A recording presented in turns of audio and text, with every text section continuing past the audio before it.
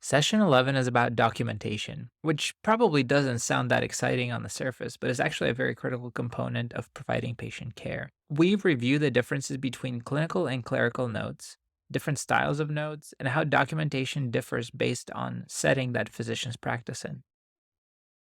Document or didn't happen is a common saying that we have in the medical world. Pretty self explanatory. Sometimes it's ridiculous to the point where what happens in the clinical note is more real than what happened in real life. Generally, we're bound by a code of ethics, but as you can imagine, there are certain times where what's written in the documentation that does not necessarily reflect what actually happened in real life. And because there's usually no other way to know what actually happened, the clinical note is very important.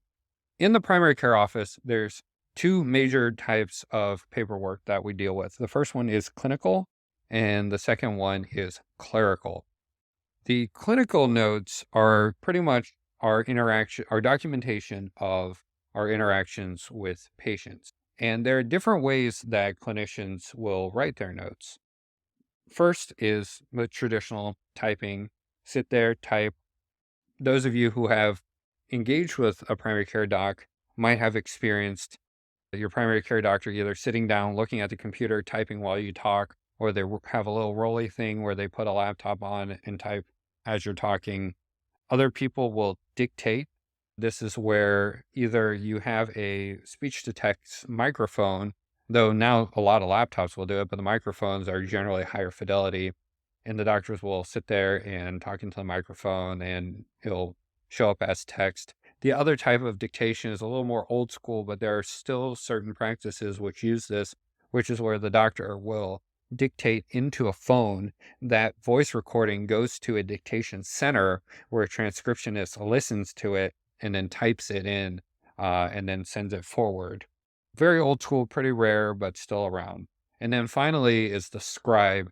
This has been a booming industry. When I was in college, it was still new, and people called it the quote golden ticket of getting into medical school because you couldn't get any better clinical experience than following a doctor around and writing their notes for them. But since that time, it's almost a prerequisite. Almost everybody is a scribe now. You have scribes in specialist office, primary care office, emergency rooms. Scribes are pretty commonplace, and that's just in-person scribes. There are models of virtual scribes where there's a little device like an Alexa or Google Home that sits there, but it's actually just a microphone, and there's a real person on the other end typing as the encounter goes on. So it's very similar to the old school dictation system, but in real time.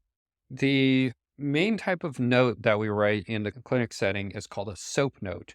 This stands for subjective, objective, assessment, and plan.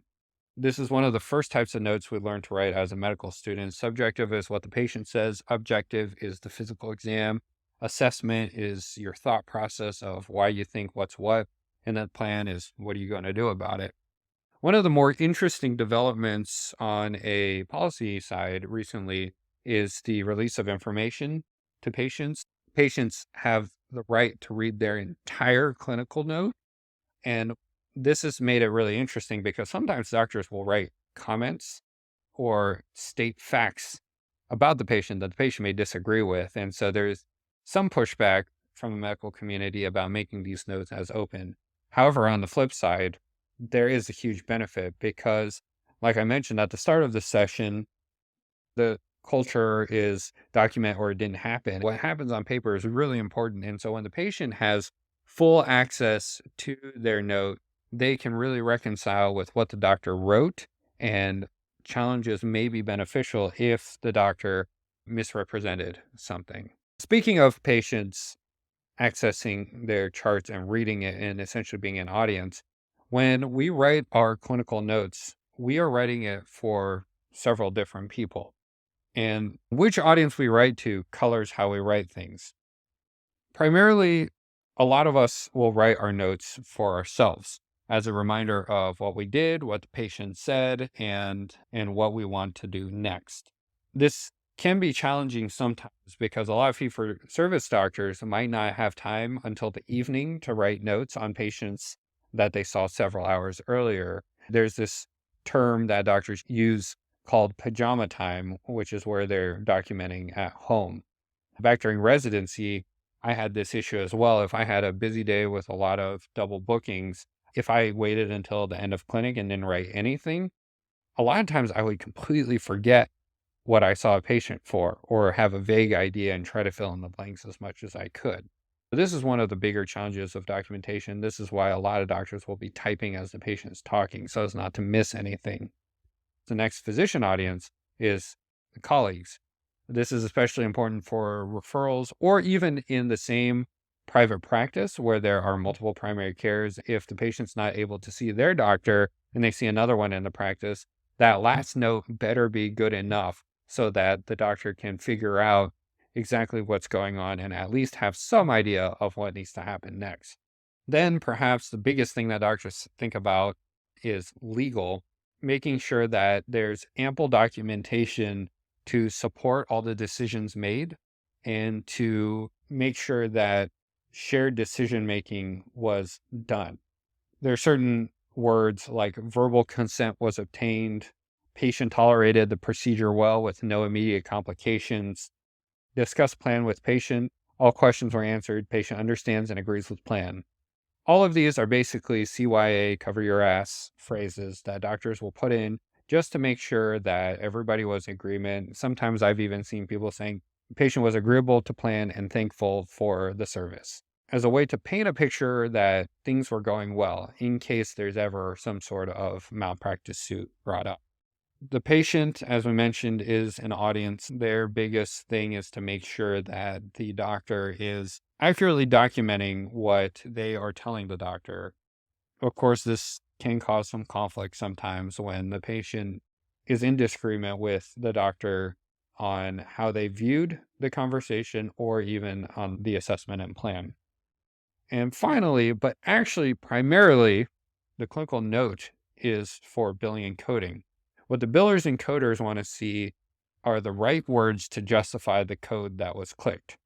With the 2021 E&M updates from the AMA, every doctor needs to know this and then make sure the right words are written to justify the code. And if the billers and coders don't see the right words, the right box is clicked, the billers and coders, whether it's a third party working for a private practice or internal section of a hospital system, they'll kick it back to the physician, make sure they say the right things or change their code. And one of the biggest complaints about electronic medical records is they basically were created as billing and coding platforms rather than clinical care platforms. A lot of the buttons that exist to be clicked and a lot of the widgets and features within the larger EMR companies generally focus more on optimizing billing and coding. So usually when I teach medical students about the clinical note, I say, number one, this is an insurance justification document. Number two, it's a legal document. And then number three, it's a clinical document, either for yourself, for your colleagues, or the patient to read. Outside of the clinical notes, there are the clerical documents that we have to deal with. Most commonly are forms. Patients will come to us with all sorts of forms, sports and work physicals to fill out, DOT, Department of Transportation physicals. People who want a commercial driver's license have to go through DOT physical. People who want to claim disabilities, that goes through the primary care office. And then some more planned ones or further out in life are advanced directives, which very important function of primary care, especially if you've known a patient for a long time. The advanced directive basically is a legal document which discusses what sort of end of life care that the patient wants. And this is something that's usually guided by a medical professional, very fitting for primary care. On a more day to day, there are the different types of orders, filling out forms to get durable medical equipment like CPAP machine, crutches from DME, durable medical equipment, DME offices. In some instances, imaging labs, these require forms. Now, more hospital systems and advanced electronic medical records, just a click of a button, but sometimes you have to create a form and print it out. Same with prescriptions. Right now, vast majority are e-prescribed, but there's the small minority where printing out forms happens. And of course, everyone's favorite type of clerical documentation is the prior auth, where the insurance company deems what you as a doctor think is medically necessary is not medically necessary, and then you have to write them an essay about why you think it's medically necessary. And then they probably will deny it anyways, and then make you get on the phone with a doctor who's never seen your patient just to argue your case. And then the final one is referrals. We talked a little bit about referrals in the last module, just sending different forms back and forth, sometimes the patient record, sometimes not. One interesting thing about clinical documentation overall is what determines the type of documentation and how much to document. The biggest one is payment structure.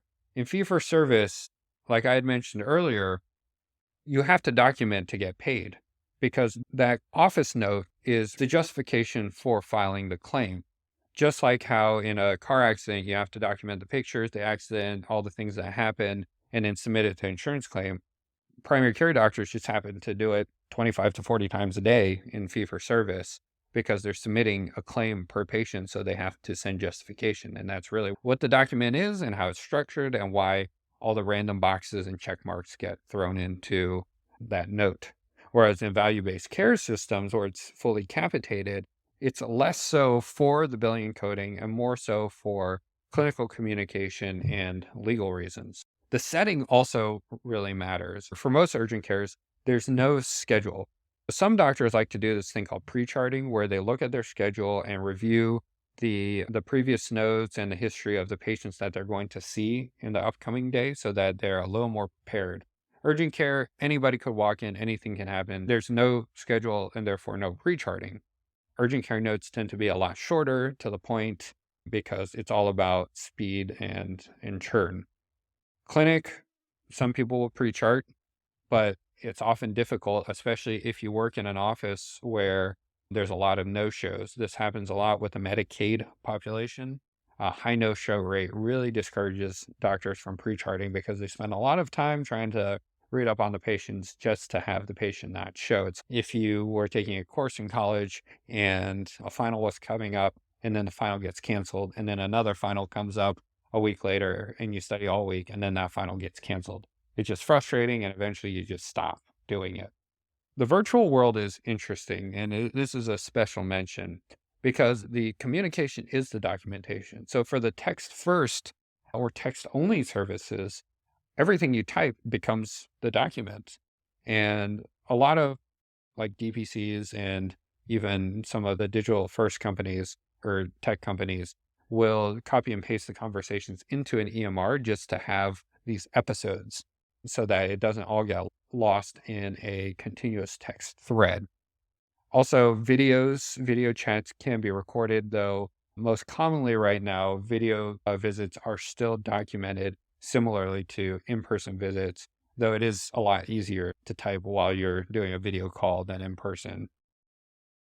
To summarize, we reviewed key insights about documentation in primary care, including different types and styles of note taking. We discussed how documentation may be different in fee for service versus capitation models, as well as illustrated how documentation is unique to each practice setting, from clinic to urgent to virtual care. This concludes session 11.